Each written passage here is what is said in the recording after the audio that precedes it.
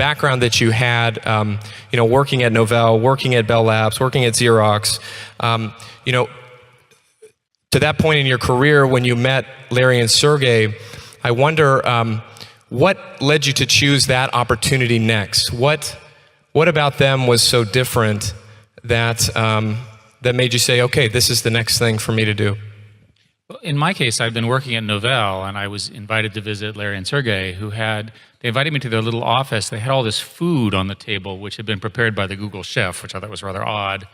And they had my background on the whiteboard, which they were projecting, and they proceeded to examine me in terms of my ideas and the technology we were building, which they disagreed with completely.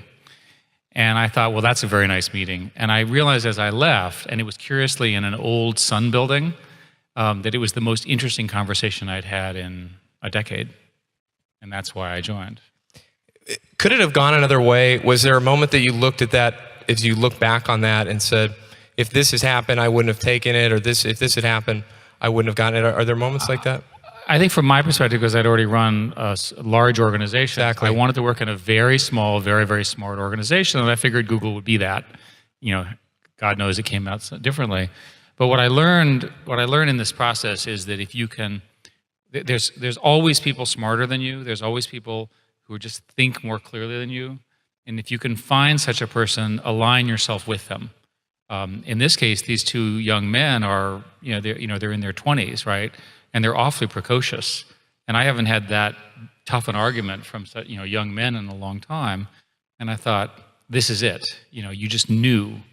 And these people are rare, and we now know them as the great founders in our industry, and I'm sure some of them are here in the audience.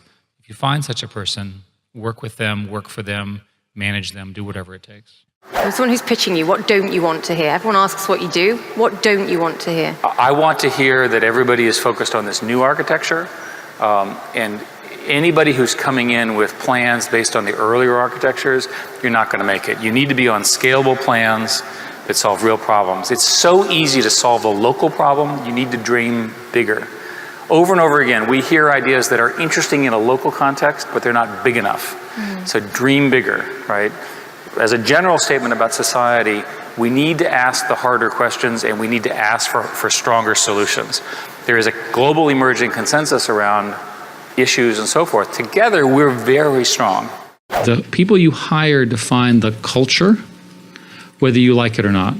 So Larry and Sergey, when they started the company, said, we need to have really smart people, so they hired a rocket scientist, and they hired a medical doctor, and they hired a Stanford graduate who had been a professional football player, because they figured that they wanted normal people who had done something exceptional. So in my case, I was a pilot, and I had done other things, and they said, okay, you're good enough. The CEO has to have something besides being a CEO that makes them interesting. And everyone had something. And I would go around and I'd say, well, what's special about you? It's like Sesame Street, what's special about you? And what's special about you? But there was always an interesting story. So another lesson I learned is that you don't hire generic people. You hire people who've had some kind of stress or achievement or whatever. The best people to hire, by the way, are CFOs who've gone bankrupt. Because boy, have they been through the war. And on the CFO side and the finance side, you want somebody who's not going to happen again. Yeah. And you only go bankrupt once, by the way. I'd like to ask you a question, a general question for all businesses. If you were coaching a business class or a company, how does a company remain nimble today? What does it have to do to remain nimble? My problem with most strategy conversations is that they're always inward out. We establish, well, first, we're the best in the world, because everybody thinks that, which can't possibly be true. And second, we see that all of our products are going to be successful, and therefore we'll be very successful in the future. And that's usually how strategy is done in businesses. I prefer a completely different approach. Work very, very, very hard to figure out what the world's going to look like in 5 years.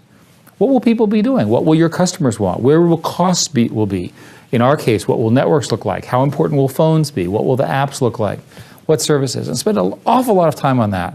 And then take a look at your offerings. What are the strongest ones? Which are the ones that are going to iterate quickly? You're probably going to do fine there. You understand those businesses. What about these others? If you think about in the media business, there are media businesses that are growing very well and others that are in great trouble. This was completely predicted 5 years ago, right? So the leaders in the ones that are in trouble should have, right, done a 5-year plan and said, holy cow, what are we going to do? What are the things we do? Or maybe we sell ourselves or we try something different. But almost all of these strategic shifts are predictable using my 5-year model. Almost nobody does a 5-year plan. Most businesses do a 1 to 2 year plan. Especially in our space, but even in most businesses. The only business that I discovered that does a 5-year or longer plan is the oil and gas industry. And the reason is because they have to deploy so much capital and do all this planning. But even there, they have trouble because the prices go up and down and so forth. So even there, it's difficult. What would you tell a founder they should do to protect and to hold on to their equity? What advice would you give them? Well, I can always tell when we're dealing with a proper founder when we start with how are they spending their money. And so whenever I go into a startup that has beautiful offices and really nice chairs, I cringe. Because that means that they haven't quite figured out that it's not their money. Unless it is their money, in which case they can waste it on that. When I joined Google, I was given an office and I had a little corner of a desk with 4 other engineers. Eventually, I was given an 8x12 office where my desk was a door with hobby horses, whatever they are. Like the tabletop was a door? Tabletop, literally a door, which I've retained to try to remind myself of what it takes to be successful. So my office today has that door in it. The great founders are frugal. They understand that the money needs to be used precisely for certain areas.